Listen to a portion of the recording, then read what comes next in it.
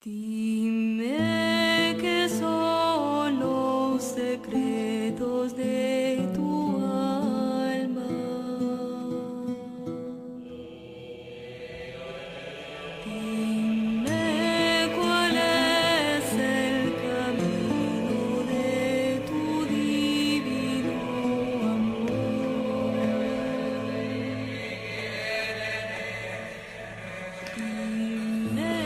Les Racines du ciel, une émission de Frédéric Lenoir et Lélie Anvar, réalisée par Véronique Villa, préparée par Marie Dalquier, avec à la technique Jean-Richard Dufour.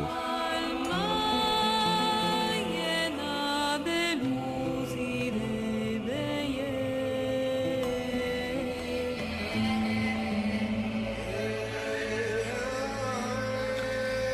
Aujourd'hui, je reçois Éric Mangin pour parler de Maître Eckhart.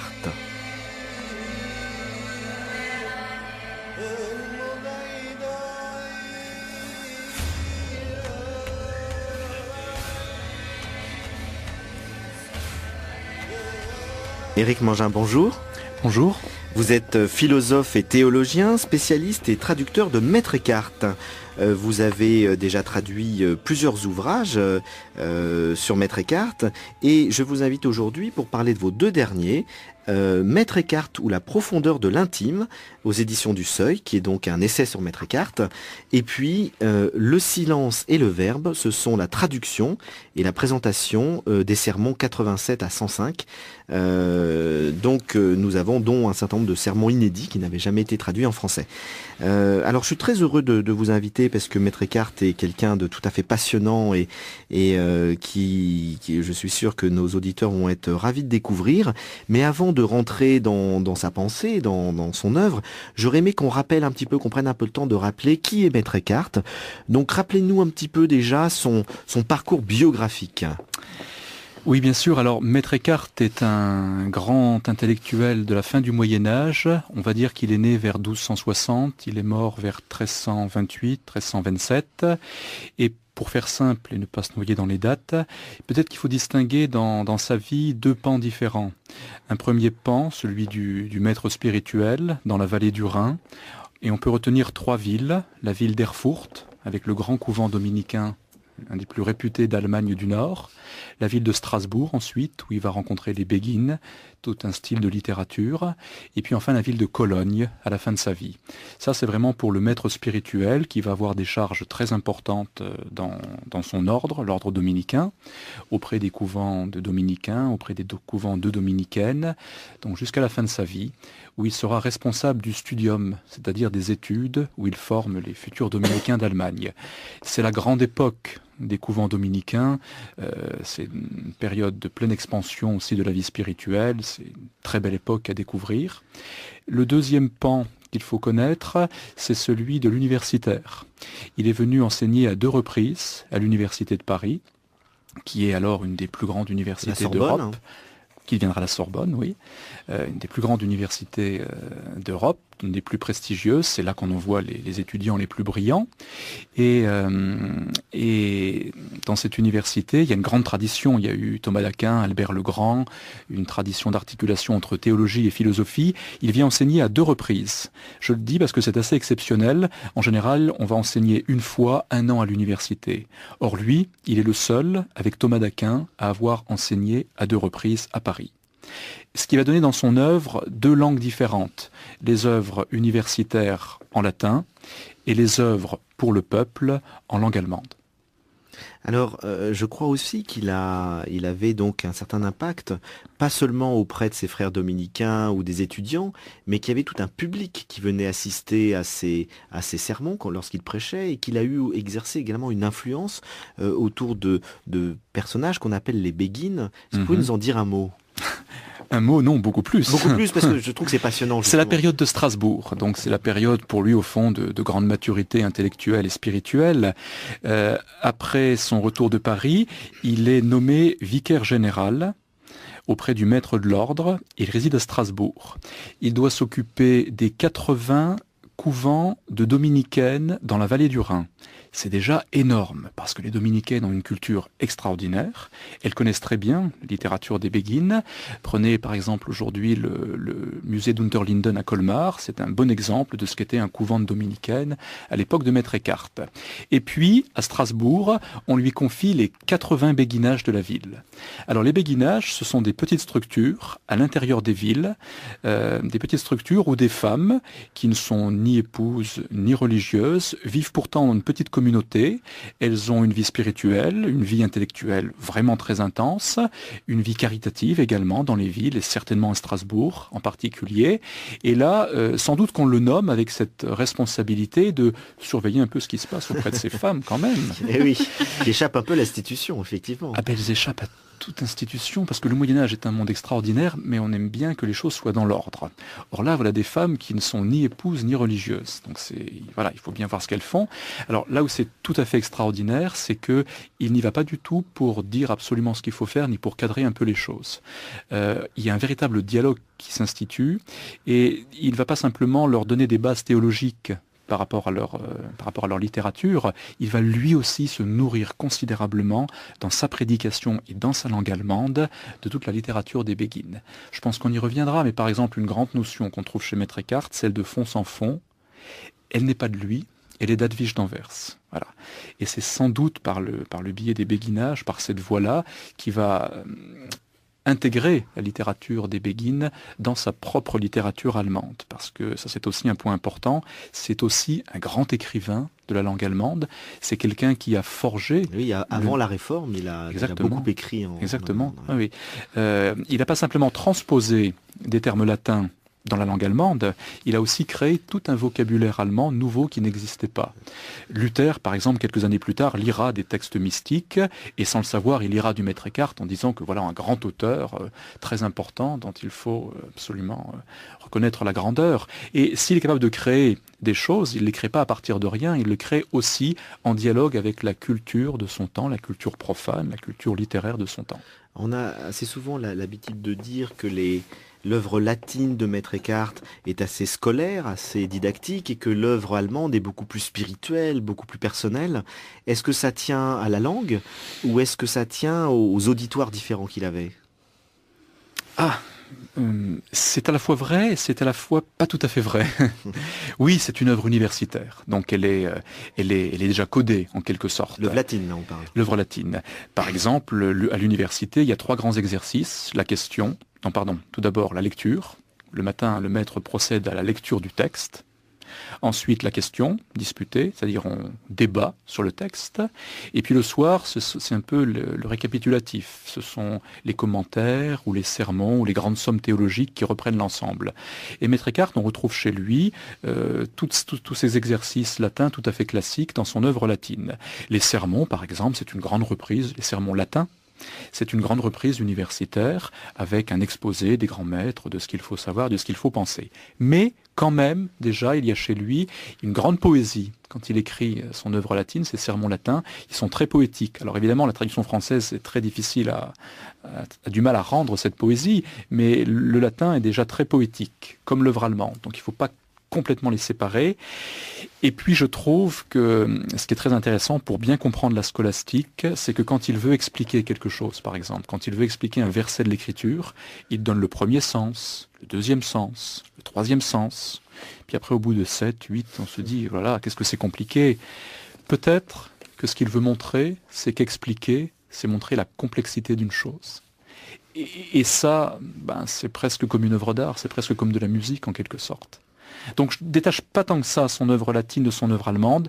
Maintenant, il est vrai que son œuvre allemande, alors là, il se livre à une grande liberté dans l'expression, dans les images, dans la créativité verbale. Oui, et puis d'ailleurs, tout ce qui est connu par le grand public de Maître Eckhart, tout ce qui nous marque aujourd'hui, ce qui nous apparaît moderne, c'est dans l'œuvre allemande, ce sont les sermons allemands. C'est vrai, oui, c'est eux qui ont immédiatement une grande... Alors c'est curieux parce que c'est aussi ces sermons allemands, il faudra peut-être qu'on en parle un petit peu, qui ont connu des difficultés avec le procès qu'il a eu. Voilà. C'est à la fois eux qui connaissent une grande postérité et qui posent aussi question. Alors on va en parler, c'est très bien, parce que effectivement il a mal fini, Maître Eckhart. Racontez-nous un peu la fin de son parcours. Donc il a un rayonnement extraordinaire. Mhm. C'est quelqu'un qui est connu dans, j'imagine, toute l'Europe, qui a une influence considérable. Oui. Pourquoi ça se termine mal? Alors, pourquoi ça se termine mal? Je ne sais pas si ça se termine mal. Ouais, en Enfin, tout je cas, vais il expliquer n'a comment jamais ça été se termine. canonisé, il y a eu des gros problèmes, bah il a oui. eu un procès, donc racontez-nous tout ça. Alors, à la fin de sa vie, on va dire qu'il est à Cologne. Et à Cologne, on lui confie les études, les grandes études des dominicains. C'est donc une responsabilité énorme et on ne confierait pas une telle responsabilité à quelqu'un dont on a des soupçons d'hérésie au niveau de la théologie. Ensuite, il va y avoir plusieurs vagues dans le procès. Il va y avoir auprès de ses collègues dominicains quelques questions, quelques doutes, quelques suspicions. Et donc Nicolas de Strasbourg va venir faire une enquête. C'est qui Nicolas de Strasbourg? C'est un dominicain qui va venir enquêter, voir un peu ce qu'il en est de Maître Eckhart. Et au bout d'un moment, la chose va prendre une certaine ampleur. C'est ensuite, deuxième étape, l'évêque de Cologne qui va commencer à instruire un procès près de Maître Eckhart. Et puis ce procès qui peut plus être contenu par l'Iconat de Strasbourg va être conduit à Avignon auprès du pape dans un troisième temps. Voilà. Et Maître Eckhart ni son œuvre ne sont pas condamnés, c'est juste quelques propositions. Et ça n'est pas sa théologie en elle-même qui est condamnée, c'est le fait qu'il exprime des réalités spirituelles très hautes à des personnes, à des laïcs, voilà, en langue du peuple. Voilà. Donc c'est plutôt ça qui est critiqué. Oh, peut-être qu'il y a eu un peu de jalousie aussi de la part de ses camarades, parce qu'il est brillant. Voilà. Peut-être y a-t-il eu aussi un conflit entre les prêtres et puis les dominicains qui sont du côté du pape, les prêtres qui commencent à être du côté de l'empereur. Peut-être qu'il y a aussi des raisons politiques, mais la raison la plus juste, c'est celle-là. C'est pas sa théologie qui est remise en cause, c'est pas sa pensée, c'est le fait qu'il s'exprime dans la langue du peuple, et ça c'est vrai, c'est nouveau, des réalités qu'en fait le peuple comprend et apprécie. C'est donc son succès qui, en quelque sorte... Lélian Var, bonjour. Oui, bonjour. Oui, d'ailleurs, vous citez plusieurs fois aussi Marguerite Porrette. Et en fait, c'est ça l'enjeu. C'est que même Marguerite Porrette, qui sera brûlée vive, finalement, c'est pas ce qu'elle dit fondamentalement qui est remis en cause, mais c'est le fait qu'elle le dise publiquement et à des gens qui sont peut-être pas capables d'entendre. C'est vraiment ça l'enjeu. Oui, c'est ça. C'est-à-dire que l'institution, elle pourrait, si ça restait dans un cercle fermé, après tout, une hystérie d'une mystique dans son coin, c'est pas grave. Le problème, c'est la publicité. Le problème, c'est que ça peut amener le trouble et le tumulte. Et c'est très intéressant que Maître Eckhart soit inquiété parce qu'il dit en langue vernaculaire des choses que tout le monde donc peut écouter et éventuellement entendre dans les deux sens du terme. Et très certainement Ou pas, parce qu'il dit quand même très souvent dans ses sermons, si vous n'avez peut-être pas tout compris, mais ce n'est pas grave. Petit à petit, vous comprendrez. Il est quand même conscient que tout un chacun ne peut peut-être pas comprendre le sens profond de ses sermons, non? Oui, parce que... Alors oui et non, je pense qu'il avait en grand respect les personnes à qui il a fait ses sermons parce qu'il ne leur facilite jamais la tâche. Voilà, donc ces sermons sont pas forcément très simples, même s'ils sont très beaux et très bien écrits. Il ne leur facilite pas la tâche, c'est-à-dire qu'il les tient en estime, il les tient capables de comprendre quelque chose. Mais en même temps, pour lui, et ça explique bien ce qu'est la rationalité, pour lui, expliquer une chose, expliquer une réalité, c'est montrer combien elle est complexe. On n'aura jamais fini, au fond, d'expliquer une réalité. C'est ça la rationalité pour lui. La rationalité pour un homme de la modernité, au fond, c'est pouvoir s'approprier une réalité. Pour lui, essayer de comprendre, essayer de penser une chose, c'est montrer combien une chose est complexe. Voilà.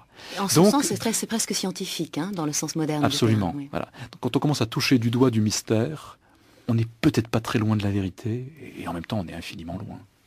Et est-ce que vous ne croyez pas aussi que dans la condamnation de certaines thèses de Maître Eckhart, ce sont aussi les béguines qui sont visées? Parce que quand on va voir ce qui va se passer après, où elles vont être éradiquées, où il va y avoir quasiment une forme d'inquisition très puissante contre les béguines, est-ce que déjà, il n'y avait pas dans cette condamnation de Maître Eckhart ce souci qu'il avait d'encourager le béguinage, d'encourager ces laïcs en leur transmettant un enseignement spirituel, en se nourrissant de cet enseignement? Est-ce que vous ne croyez pas qu'indirectement, c'est elles qui sont déjà visées?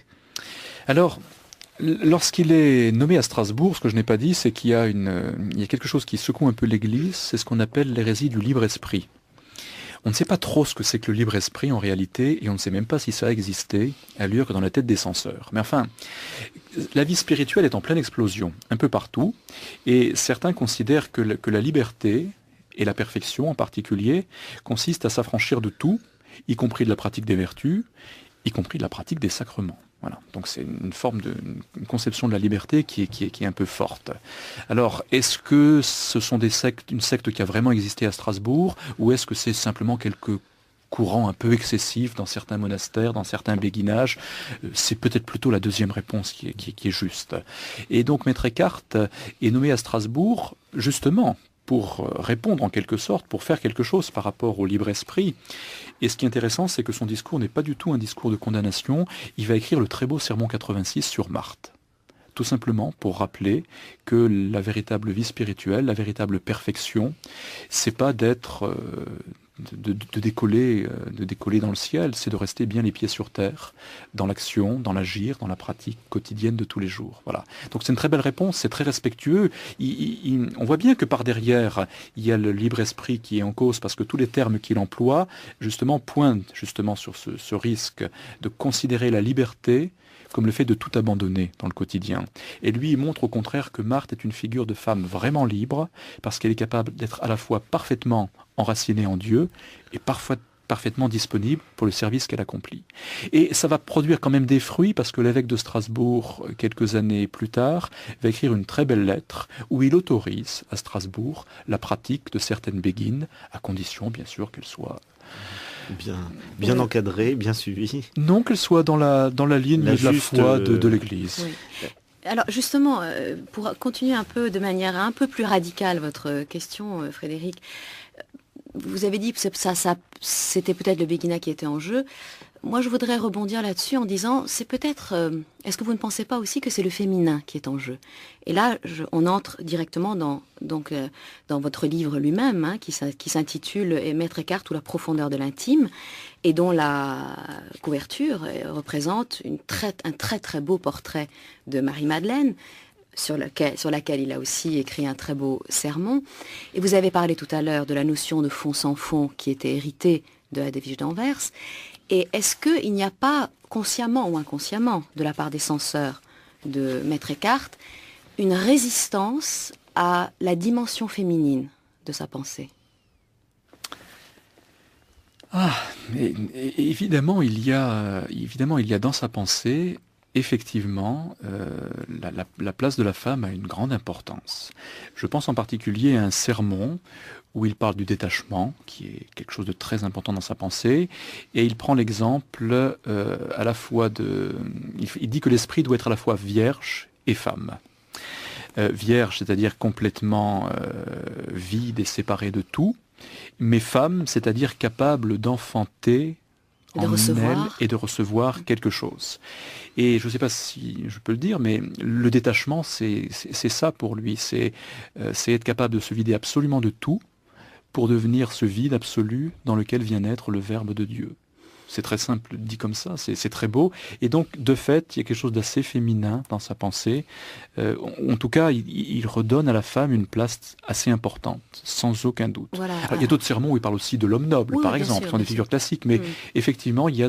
Oui, c'est ça, la femme, mais aussi le féminin. Le féminin. Et comme par hasard, plus tard, Jean de la Croix se vivra comme l'épousé, où Thérèse d'Avila sera inquiétée parce que c'est une spiritualité hautement féminine dans ce sens. J'entends pas de différence sexuelle, bien sûr, mais oui. Je parle de l'ordre symbolique. Et voilà, et il me semble que Maître Eckhart est quand même vraiment résolument du côté du féminin, précisément dans ce que vous appelez la profondeur de l'intime. C'est vrai. En fait. Ouais. Mais les deux sont vrais. Ça, je pense qu'effectivement, il est du côté du féminin dans cet accueil, cet abandon, etc. Et en même temps, il est du côté des femmes aussi. Il soutenait aussi des initiatives de femmes qui étaient assez libres, finalement. Et on revient à ce que vous disiez tout à l'heure. C'est quand même quelque chose qui ne plaisait pas beaucoup à l'institution. Alors, oui, il y a aussi les couvantes dominicaines qui étaient très importants pour lui. Je ne sais pas trop ce que pensait l'institution en réalité. Pourquoi elle l'a jamais canonisé? Moi, c'est une question immense. Parce qu'on a canonisé un tas de gens. Tout le monde n'est pas canonisé. Oui, mais enfin, la plupart des grands théologiens du Moyen-Âge, Thomas d'Aquin et plein d'autres ont été canonisés. Et pourquoi pas Maître Eckhart, vu le rayonnement qu'il a eu et la sainteté de sa vie. Enfin, on l'a jamais pris en défaut d'aller boire dans les tripots avec des prostituées et autres qui auraient pu expliquer la non-canonisation. Là, je trouve qu'il n'y a aucune bonne raison, si ce n'est qu'il a gêné l'institution. Pourquoi ? Je ne sais pas s'il a gêné l'institution, parce qu'il a eu, jusqu'à la fin de sa vie, de lourdes responsabilités au sein de son ordre. Et l'institution, les dominicains, aussi bien que l'Église, lui ont confié des charges assez importantes. Simplement, à un moment donné, il y a des crises qui sont malheureuses, parce qu'elles sont le fruit de circonstances. Il y a des clashs. L'Église a aussi reconnu Donc l'Église, d'un côté, a malheureusement condamné Marguerite Porete, c'est dommage, mais par ailleurs, quelqu'un comme Edwige d'Anvers, vous voyez, un rayonnement qui est tout à fait beau. Il y a des moments où ça passe pas, il y a des moments où c'est malheureux. Mon explication n'est pas très bonne, peut-être. Non, je la trouve pas convaincante du tout. Surtout qu'il aurait pu l'être plus tard. C'est-à-dire qu'on aurait très bien pu le canoniser au XXe siècle. Oui, ou Jean de la Croix l'a bien été, effectivement. Tout à fait. Il y a eu il a eu des soucis. Plein de saints ont été canonisés ensuite. Donc là, je crois qu'il y a vraiment un problème qui demeure entre ce qu'il a été, sa doctrine, et puis probablement une certaine vision institutionnelle que ça dérange. Donc vous n'avez pas vraiment de réponse là-dessus. Oui. C'est pas grave. On va parler après une pause musicale du contenu de son enseignement.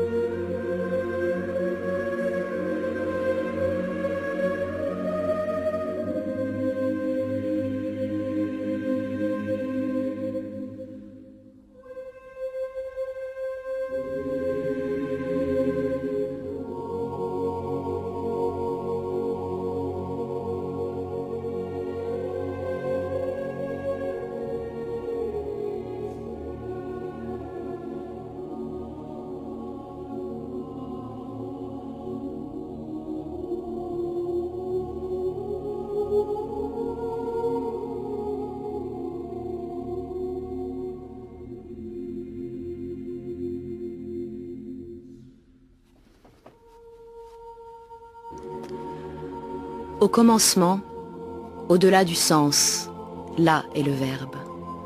Ô le trésor si riche, où commencement fait naître commencement. Ô le cœur du Père, d'où à grande joie, sans trêve, flue le Verbe. Et pourtant ce sein-là en lui garde le Verbe, c'est vrai. C'est lumière, c'est clarté, c'est la ténèbre, c'est innommé, c'est ignoré. Libéré du début ainsi que de la fin, cela gît paisiblement, tout nu, sans vêtements, qui connaît sa maison, ah qu'il en sorte, et nous dise sa forme. Devient-elle un enfant, rends-toi sourd et aveugle, tout ton être doit devenir néant. Dépasse tout être et tout néant. Laisse le lieu, laisse le temps, et les images également. Si tu vas par aucune voie sur le sentier étroit, tu parviendras jusqu'à l'empreinte du désert. Ô mon âme, sors, Dieu entre. Sombre tout mon être en Dieu qui est non-être. Sombre en ce fleuve sans fond.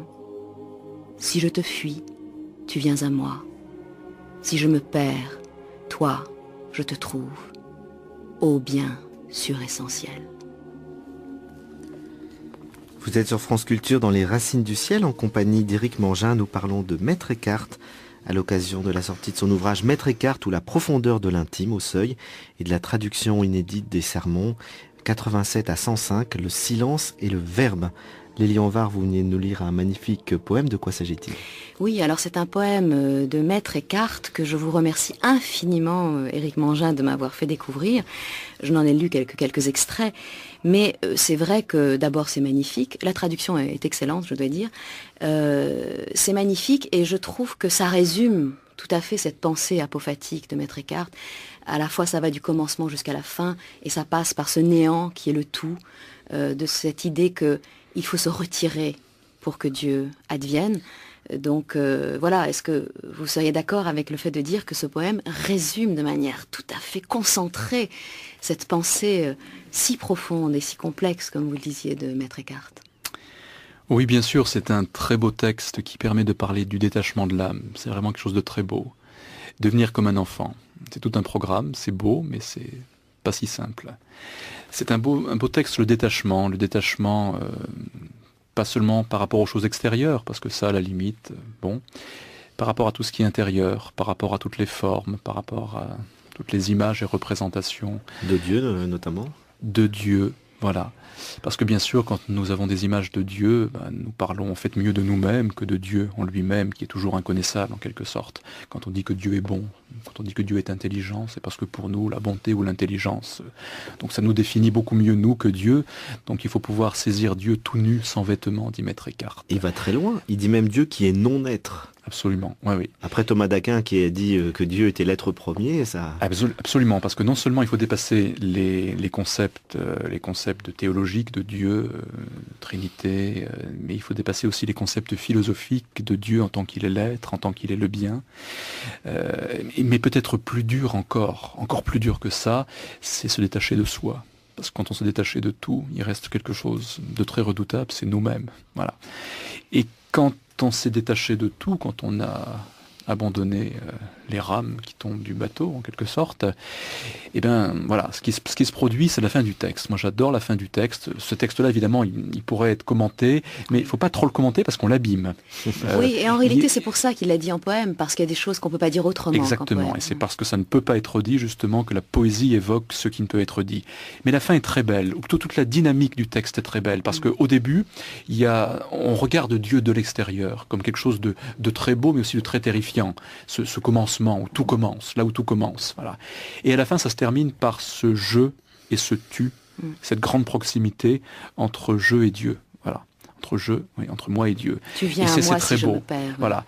C'est sur ce Dieu que nous ne pouvons jamais perdre. On peut bien avoir le sentiment de s'éloigner de lui.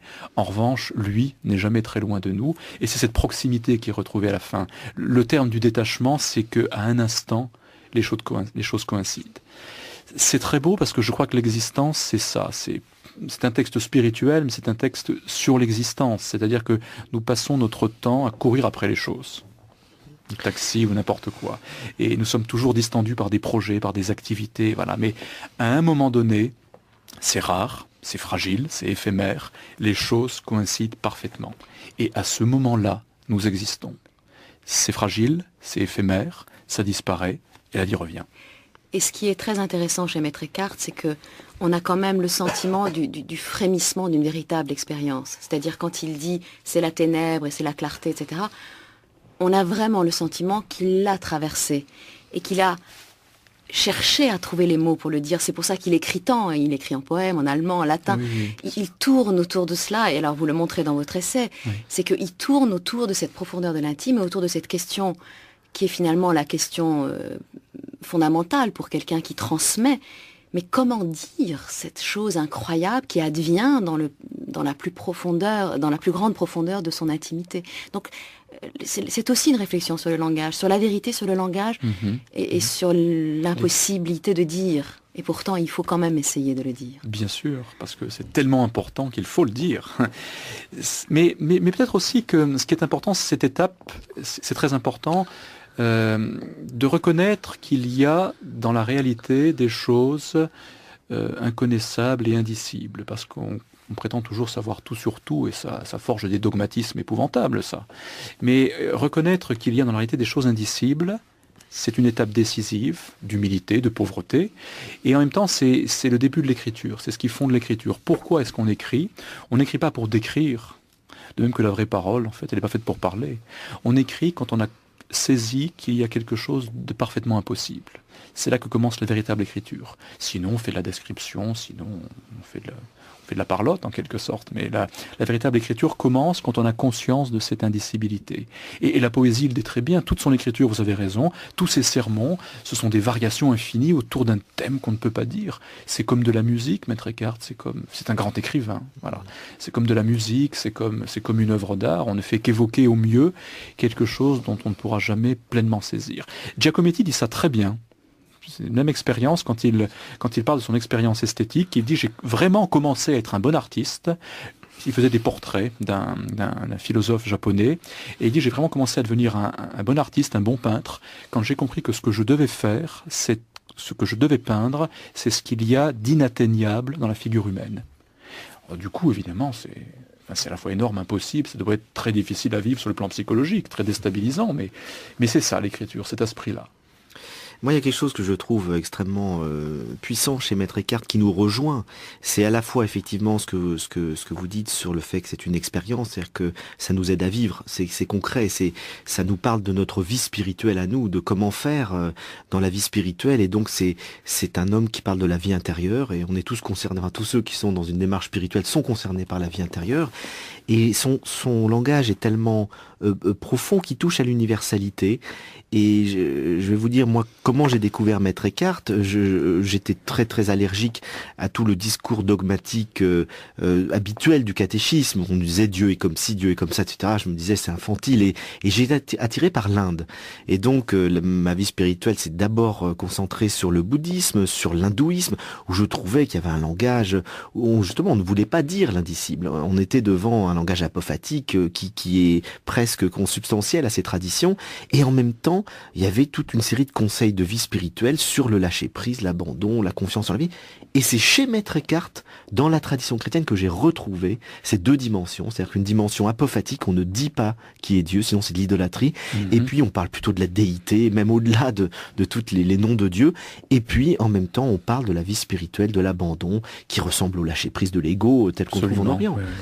Et donc je trouve qu'il établit des ponts avec les autres traditions mystiques, et en même temps il reste moderne, parce qu'il a un langage qui touche à l'universel. Oui, je dois répondre à ça. J'ai lu un autre auteur comme Lao Tse, par exemple. On trouve énormément de choses très proches également. Comment, à un moment donné, le langage devient à ce point radical qu'il dépasse tout ce qui est le phénomène de mode dans le langage, ou un petit peu pour atteindre quelque chose effectivement d'assez éternel, d'assez intemporel. C'est vraiment très étonnant. Alors je pense que le langage parvient à ça quand l'écriture est importante.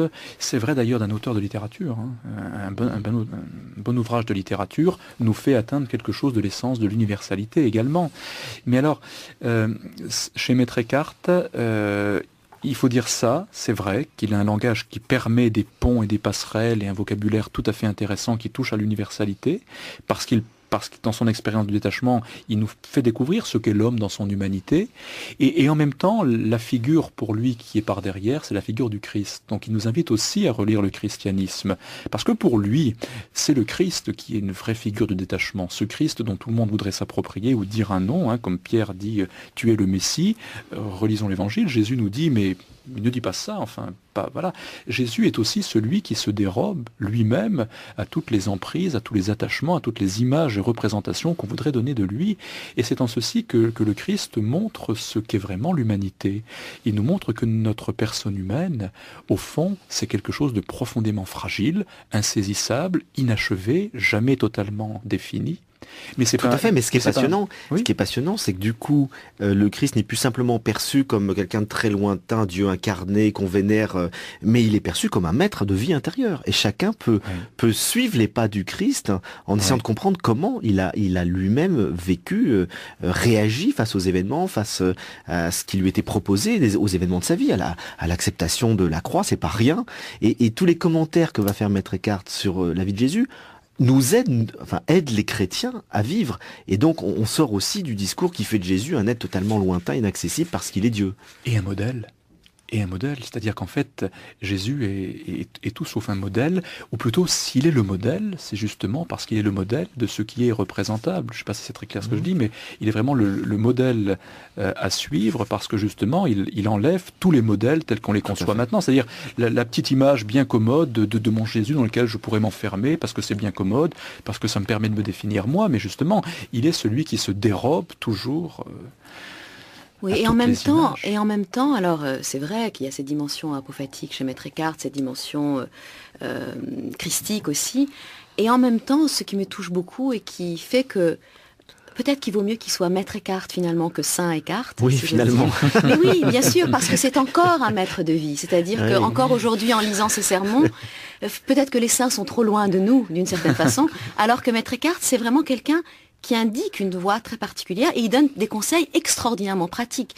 Et ce que je trouve très touchant, c'est ça, c'est qu'il part du plus basique du basique. Vous le citez d'ailleurs, par exemple, quand il dit « il ne faut pas fuir le monde », parce que si vous fuyez le monde, vous ne vous confrontez pas à ce travail quotidien qui doit se faire dans la vie ordinaire, dans la confrontation avec les choses les plus petites de la vie. Donc en ce sens, il part de la matière, de la boue du monde, et il dit, voilà, c'est dans cette confrontation-là que vous pourrez arriver petit à petit à l'expérience du verbe tel qu'on l'a vu développé dans son poème. Et je trouve qu'en ce sens, il est profondément humain et en même temps profondément actuel. Oui, parce que en fait, dans ses sermons, il ne fait pas de sermons. Et dans ses conseils, il ne donne pas de conseils. C'est vrai. Il faut que je précise un peu quand même. Ou plutôt, quand il dit, par exemple, dans le livre de la consolation divine, je vais donner, je ne me rappelle plus le nombre, 50 enseignements à peu près. Cherchez bien, vous en trouverez ou plus ou moins, mais pas ça, quoi. Donc il en donne plusieurs. Et dans ses sermons, il donne plusieurs figures. Il ne fait pas de traité de la vie spirituelle, ce serait trop facile. En fait, il multiplie les figures, les expériences, de manière à ce que chaque individu, là où il est, selon son expérience, puisse se sentir appelé, puisse être rejoint. Et ça, c'est vraiment très beau. C'est ce qui en fait un auteur aussi un peu difficile, parce qu'on pourrait faire plus facile la vie spirituelle en disant, le détachement, c'est d'abord première étape, c'est ceci, deuxième étape, c'est ceci, troisième étape, c'est là. Alors on pourrait se mettre sur un stade de l'échelle, justement, ça serait beaucoup trop facile. Il ne nous rend pas la vie facile. Voilà. Mais justement, du coup, il montre qu'on n'est jamais à un stade de la vie spirituelle. Il faut toujours se remettre en cause. C'est à chaque instant qu'on se forme ou qu'on se déforme et qu'il faut toujours se questionner sur là où on en est.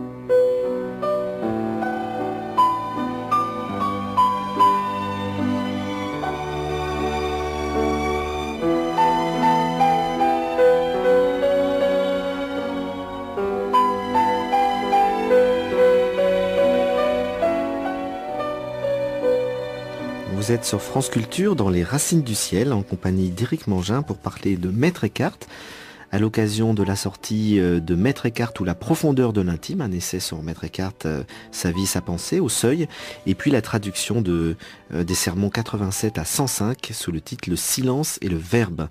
Éric Mangin, je voulais vous poser une toute petite question sur cette magnifique musique que vous avez choisie, que nous venons d'entendre.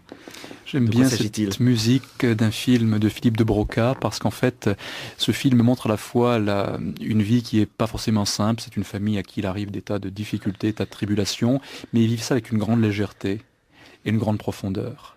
Une belle illustration du détachement chez Maître Eckhart qui n'est jamais une fuite du monde et des réalités ou du quotidien, mais qui est une manière de traverser les épreuves avec beaucoup de légèreté. Alors c'est le film Le Diable par la queue et la musique Jeanne de Georges Delerue. Et on avait écouté tout à l'heure Samuel Barber qui était aussi un très très beau morceau de musique. Lélie Anvar.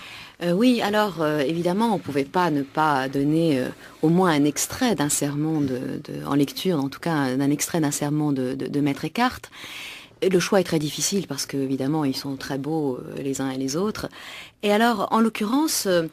j'ai choisi de lire le sermon 52 que vous m'avez envoyé, Éric Mangin, parce que ce sermon 52, il est sur les fameuses béatitudes et que il y a quelques semaines, nous avons reçu ici Jean-Claude Carrière qui a qui a parlé des béatitudes en termes légèrement désobligeants, et Frédéric Lenoir a défendu la notion de pauvreté dans les béatitudes, et nous avons eu beaucoup de mails d'auditeurs à ce propos, et donc je me suis dit que c'était quelle plus belle réponse à donner à tous ces mails et à ce petit débat qu'il y a eu entre vous, Frédéric, et Jean-Claude Carrière, que donc de lire juste quelques extraits évidemment de ce sermon dans lequel Maître Eckhart précise le sens, l'essence qu'il convient de donner à la notion de pauvreté. À la fois, ça commence par la pauvreté consentie et voulue, réelle, enfin je veux dire se dépouiller des biens de ce monde, mais évidemment le sens le plus profond et le plus élevé, comme toujours chez Maître Eckhart avec toutes ces strates de sens,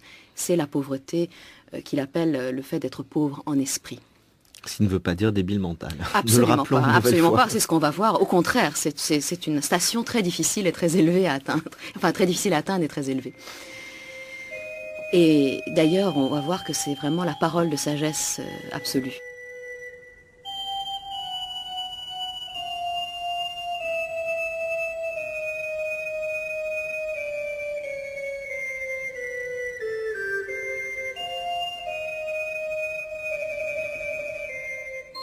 La béatitude ouvrit sa bouche de sagesse et dit « Heureux sont les pauvres en esprit, car le royaume des cieux est à eux. Tous les anges et tous les saints et tous ceux qui naquit jamais doivent faire silence quand parle la sagesse du Père, car toute la sagesse des anges et de toutes les créatures est une pure folie devant la sagesse insondable de Dieu. Celle-ci a dit que les pauvres sont heureux.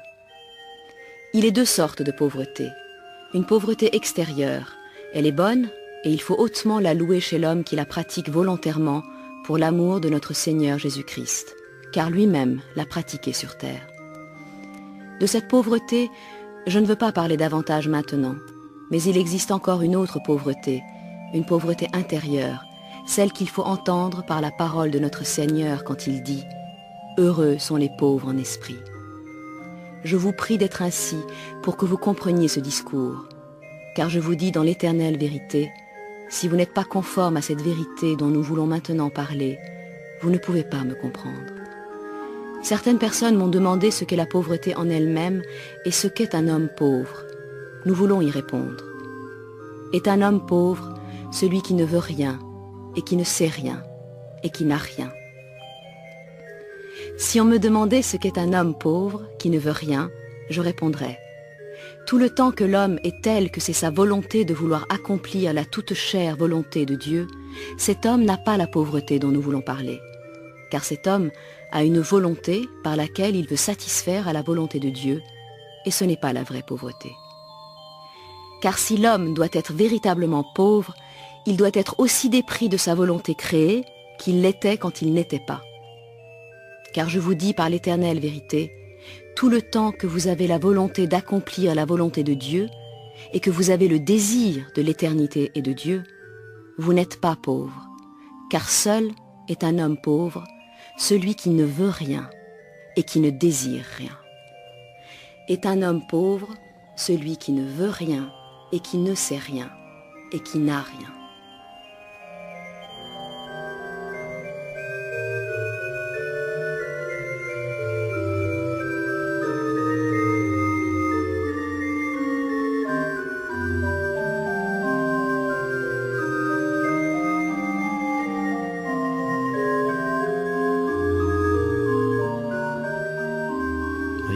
C'est vraiment un très beau texte. Moi, je suis toujours très ému quand je l'entends. Très beau texte sur la pauvreté intérieure. Vous voyez, le point de vue de Maître Eckhart est toujours beaucoup plus difficile qu'un simple point de vue, parce qu'on nous dit être chrétien, c'est faire la volonté de Dieu. Et ben là, il dit non, parce que faire la volonté de Dieu, c'est encore faire quelque chose, et c'est le plus souvent faire sa propre volonté. Donc c'est vraiment se vider de tout pour devenir ce lieu parfaitement libre dans lequel la grâce de Dieu vient habiter. Voilà. Ce qui est encore plus beau, c'est que ce texte est un bel hommage à Marguerite Porete. Parce que Marguerite Porete, dans le miroir des âmes simples anéanties, définit la liberté intérieure comme cette liberté de l'âme qui n'a rien, qui ne veut rien et qui ne connaît rien. Autrement dit, regardons l'histoire à nouveau, reprenons l'histoire. Maître Eckhart est à l'époque à Paris, dans le couvent des Dominicains, à l'époque où Marguerite Porrette est brûlée en place de Grève. Dans le même couvent dominicain, il y a l'inquisiteur qui condamne Marguerite Porrette et Maître Eckhart. Tous les charismes sont présents. Enfin, je ne sais pas si on peut dire ça, mais en tout cas, c'est vraiment un très bel hommage qu'il lui fait. Et quelques années plus tard, et voilà, une très belle, même pas réhabilitation, une manière de dire, voilà, un grand auteur spirituel, un bel hommage à Marguerite Porrette. Je trouve ça vraiment très beau. C'est une pauvreté difficile, parvenir à un tel état d'esprit, une telle élévation d'esprit. Pour y parvenir, il faut vraiment... Beaucoup agir étrangement pour arriver au non-agir. Oui. Et c'est toute la difficulté. Oui, oui. Alors on a parlé un peu du détachement, un peu de l'abandon, de la pauvreté. Pour terminer cette émission, on va prendre un peu de temps pour parler d'une autre notion centrale et peut-être une des plus importantes de son œuvre, qui est l'amour. Qu'est-ce que Maître Eckhart dit de l'amour et comment est-ce qu'il en parle ?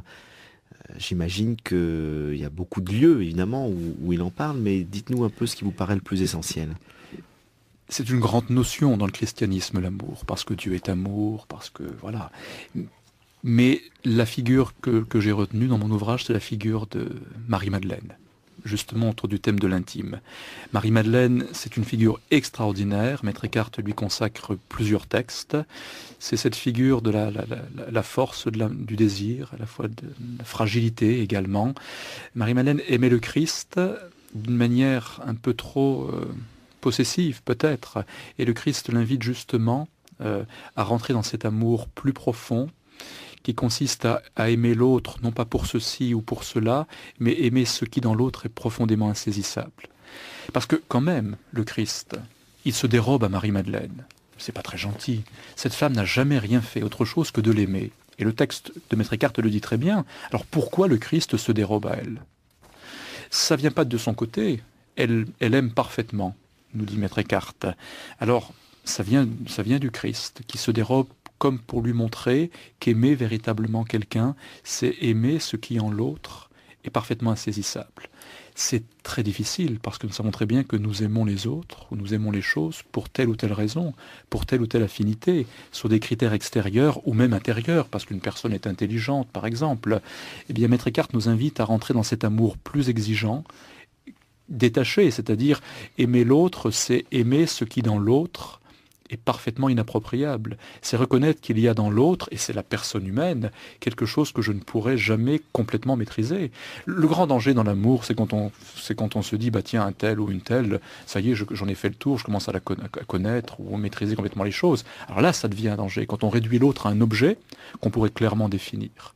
Je parle d'un autre texte dans mon livre que j'aime beaucoup également, c'est Le banquet de Platon, avec la très belle figure d'Alcibiade à la fin, qui fait un très bel éloge de Socrate, plus bel éloge qu'on puisse faire, en disant, Socrate, au fond, ce qui est extraordinaire en lui, c'est qu'on ne peut pas le définir. Ni le saisir. Ni le saisir. C'est ça, la personne humaine, c'est saisir qu'il y a en l'autre quelque chose qu'on ne pourra jamais s'approprier.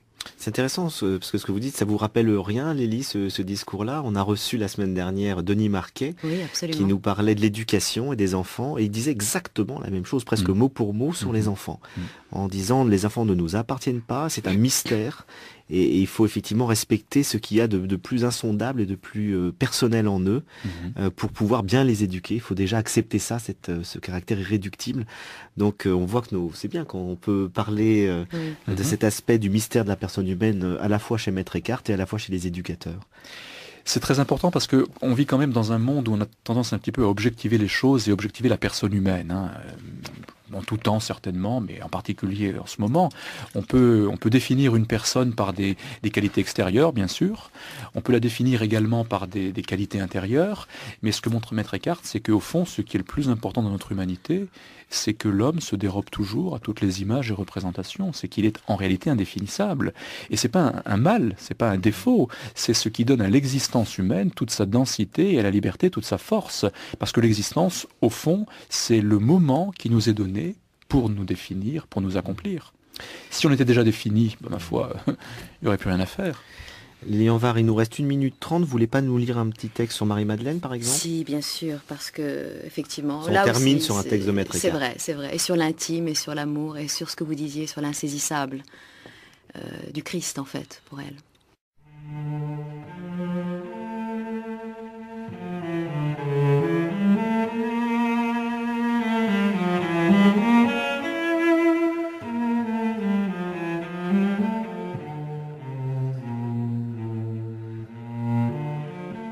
On pourrait demander pourquoi elle s'approcha si près de lui alors qu'elle était une femme et que ceux qui étaient des hommes, l'un qui aimait Dieu, Pierre, l'autre qui était aimé de Dieu, Jean, avaient peur. La raison en est qu'elle n'avait rien à perdre, car elle était à lui, et étant à lui, elle n'avait pas peur. Elle n'avait pas peur pour 3 raisons. La première, c'est qu'elle était à lui. La seconde, c'est qu'elle était si loin de la porte des sens et à l'intérieur d'elle-même. La troisième, c'est que son cœur était avec lui. Là où il était, là était son cœur. C'est pourquoi elle n'avait pas peur. La seconde raison pour laquelle elle était si près de lui, c'est qu'elle désirait qu'on vienne la tuer. Puisque vivante, elle ne pouvait nulle part trouver Dieu. Son âme au moins trouverait Dieu quelque part. La troisième raison pour laquelle elle était si près, c'est que s'ils étaient venus et l'avaient tuée, elle savait bien que personne ne pouvait parvenir au royaume du ciel avant que le Christ y soit lui-même monté, et il fallait bien que son âme ait un soutien quelque part. Alors elle désirait que son âme soit avec lui au tombeau, et son corps près du tombeau. Son âme à l'intérieur et son corps tout près, car elle avait l'espoir que Dieu ayant fait une irruption dans l'humanité, quelque chose de Dieu serait resté là, dans le tombeau.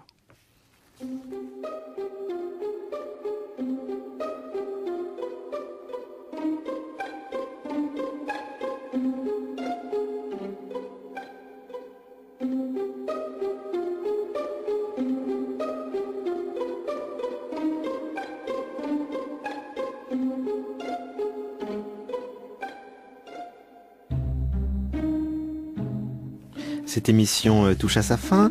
Un petit mot pour l'agenda culturel, Lélie ? Oui, je voulais recommander comme, je dirais, lecture complémentaire de votre livre, Maître Eckhart ou la profondeur de l'intime, un livre de Benoît Beyer-de-Rick qui s'intitule Maître Eckhart, tout simplement, figure centrale de la mystique médiévale. C'est publié chez Entrelacs, dans la collection Sagesse éternelle. Et pourquoi c'est un complément à votre livre ? Parce que autant vous parlez de cette intériorité, de cette profondeur intime de la pensée de Maître Eckhart, autant Benoît Beyer-de-Rick, dans cet ouvrage, pose vraiment les jalons historiques, biographiques, nous remet Maître Eckhart dans son contexte. Il y a d'ailleurs quelques images des béguinats, des endroits dans lesquels il a vécu. Et voilà, c'est suivi d'une anthologie et c'est un très bon complément à la lecture de votre livre, Maître Eckhart ou la profondeur de l'intime. Éric Mangin, vous vouliez parler de quelque chose ? Oui, j'aurais bien aimé parler de l'ouvrage de Michael Fossel, ce qui s'appelle La privation de l'intime, parce que c'est très intéressant en complément également, parce qu'il envisage cette question-là d'un point de vue politique et dans la société, en montrant qu'aujourd'hui on est dans une société où on invite beaucoup à la transparence et qu'il faut garder un petit coin secret quand même, malgré tout. Donc c'est une implication directe sur la politique et la société, donc je trouve que c'est aussi un bon complément. Merci beaucoup, je rappelle vos ouvrages Maître Eckhart ou la profondeur de l'intime aux éditions du Seuil, et puis la traduction des sermons 87-105, Le silence et le verbe également aux éditions du Seuil. Merci infiniment. Merci à vous.